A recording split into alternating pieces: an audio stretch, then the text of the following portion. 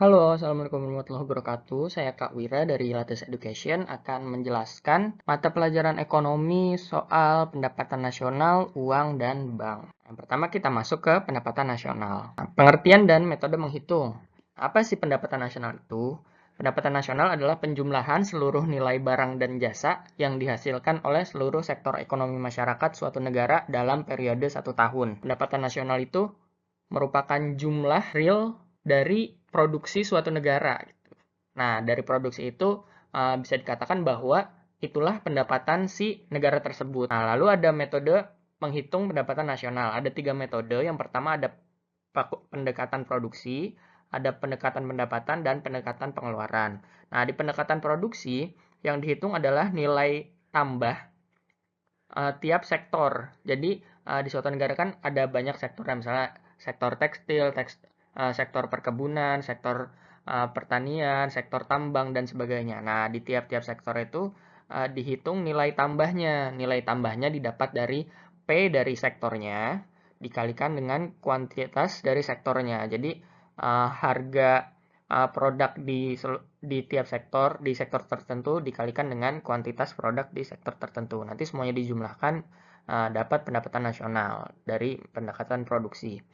Lalu yang kedua pendekatan pendapatan. Nah, rumusnya Y sama dengan U plus S plus B plus L, di mana Y merupakan pendapatan nasional, U merupakan upah, S itu sewa, B bunga, dan L laba. Nah, ini uh, di, didapat dari penjumlahan tiap pendapatan pelaku ekonomi. Misalnya upah itu dari pemberi tenaga kerja. Lalu S itu sewa dari pemilik lahan, B bunga itu dari pemilik modal, dan laba dari perusahaan, pemilik perusahaan. Jadi tiap-tiap pendapatan pelaku ekonomi dijumlahkan untuk mencari pendapatan nasional suatu negara.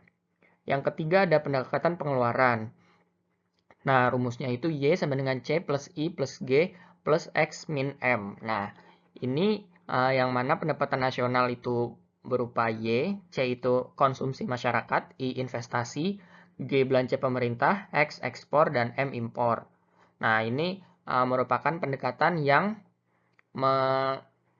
menambahkan pengeluaran dari tiap-tiap pelaku ekonomi juga, dari masyarakat, dari pemerintah, lalu juga ditambah investasi dan ekspor dikurangi impor. Lalu komponen pendapatan nasional. Yang pertama ada GDP atau Gross Domestic Product atau bahasa Indonesianya Produk Domestik Bruto (PDB), merupakan jumlah nilai barang yang dihasilkan masyarakat di dalam negeri, baik warga negara sendiri atau warga negara asing yang tinggal di dalam negeri.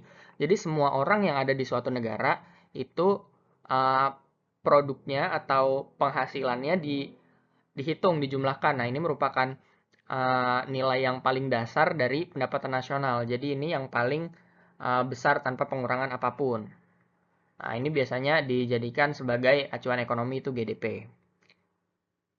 Jadi perlu di-highlight kalau misalkan warga negara asing yang tinggal di negara misalnya Indonesia itu juga dihitung. Jadi siapapun yang tinggal di sini dan berproduksi itu semuanya dihitung nilai uh, produksinya.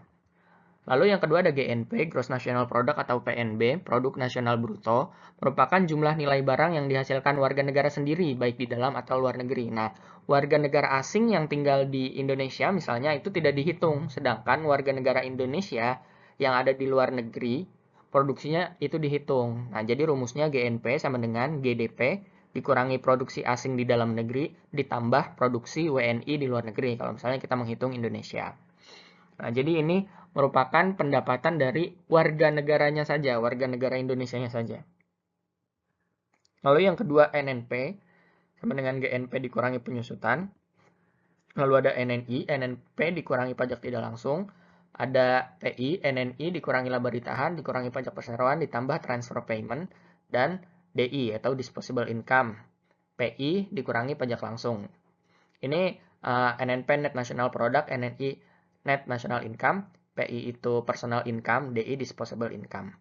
Nah, ini dihafal saja, sebenarnya penggunaannya tidak spesifik. Kalau misalnya masih di materi ekonomi SMA, cuma kadang ditanyakan misalkan NNI-nya berapa, yang diketahui GDP, DI-nya berapa, yang diketahui GNP, dan komponen-komponen lain untuk menghitung per kategorinya seperti itu. Lalu yang kedua kita bahas mengenai inflasi. Nah, mungkin sering dengar juga di TV atau di berita-berita ekonomi lain mengenai inflasi. Tapi apa itu inflasi? Nah, pengertiannya, kondisi naiknya harga barang dan jasa secara kontinu. Nah, sebenarnya itu saja pengertian inflasi. Ketika harga barang secara umum naik, nah itu bisa dikatakan inflasi. Jadi inflasi ini tidak bisa dihindari.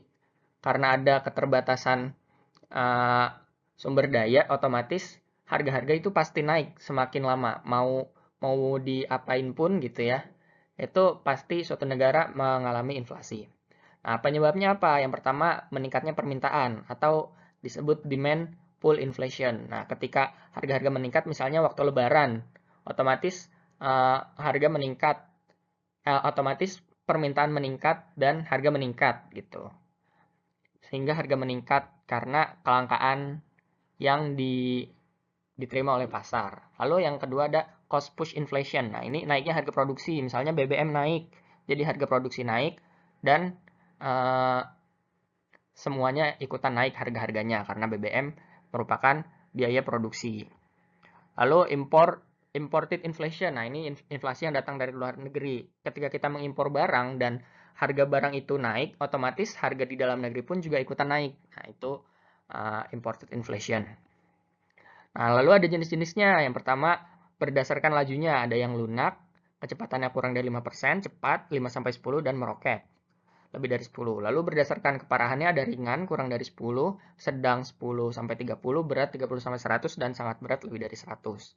Lalu ada ini rumus inflasi. Inflasi sama dengan indeks harga periode sekarang dikurangi indeks harga periode lalu, dibagi indeks harga periode lalu. Nah, ini menghitung indeks harga itu P dikali Q yang tadi, yang menghitung pendapatan nasional. Oke, sekian, akan dilanjutkan ke part 2. Terima kasih.